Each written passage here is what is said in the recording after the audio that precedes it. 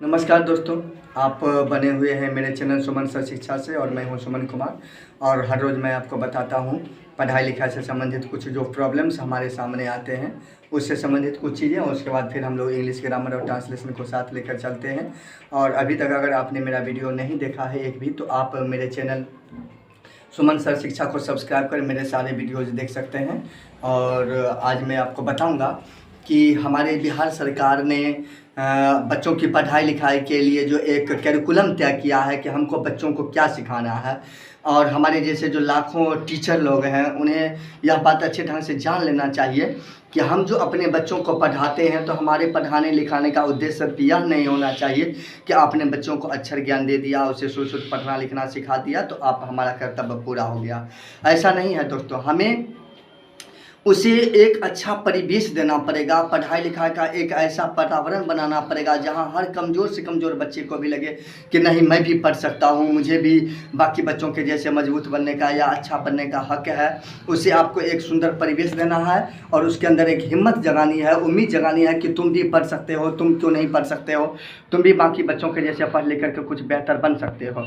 उसके बाद बिहार सरकार ने या भारत सरकार ने तमाम शिक्षकों के लिए एक करिकुलम तय किया है कि आपको सबसे पहले अपने बच्चे को ये समझाना है कि वह अपने आप को समझ सके, वह अपने होने का अर्थ समझ सके, अपना उद्देश्य निर्धारित कर सके और उस उद्देश्य को पूरा करने का काबिलियत भी आपको उसमें पैदा करना होगा। और उसके बाद उस बच्चे को आपको यह भी समझाना है कि आपको अपने उद्देश्य के साथ साथ बाकी बच्चों को भी उद्देश्य को पूरा करने में आपको मदद करना है।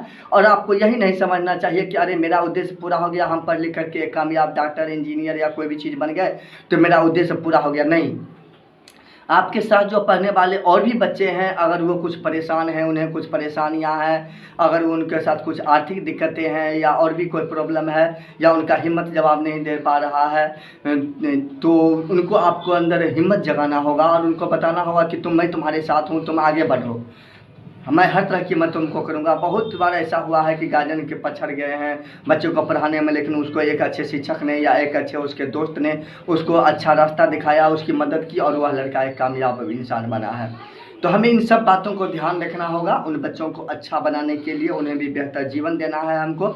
और यह मत सोचे कि जो अरे हमने बच्चे को जोड़ घटाव गुना भाग या ये चीज़ सिखा दिया, वो सिखा दिया तो चलो मेरा उद्देश्य पूरा हो गया, हम एक अच्छे शिक्षक हैं। हम आपको एक अच्छा शिक्षक तभी कहलाने का है जब आप अपने बच्चे के अंदर यह भावना भर सकें कि तुम किसी भी मामले में दूसरे से कमज़ोर नहीं हो, तुम भी कुछ बेहतर कर सकते हो, तुम में भी सब कुछ वह गुण भगवान ने दिया है जो किसी दूसरे बच्चे में है।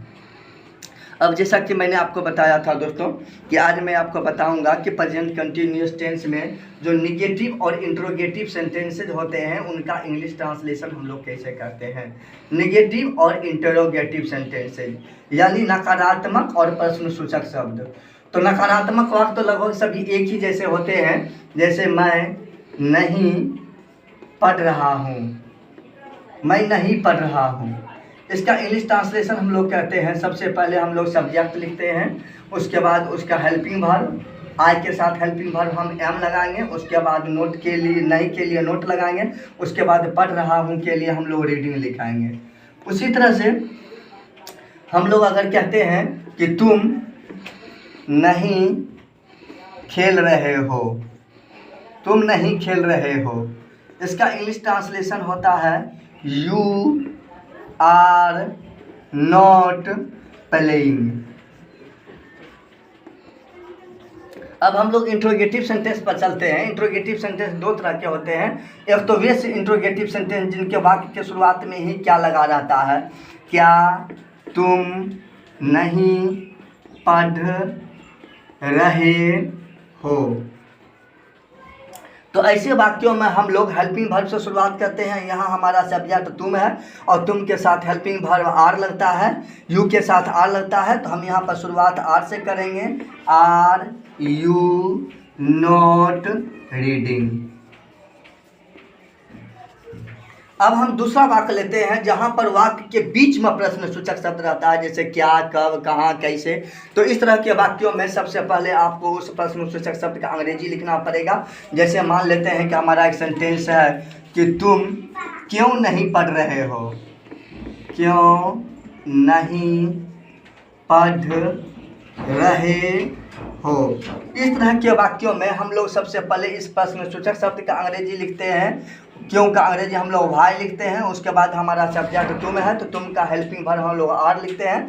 तो हम लोग आर देते हैं, वाई आर, उसके बाद सब्जेक्ट, उसके बाद नोट, उसके बाद हमारा मेन वर्ब आता है रीडिंग।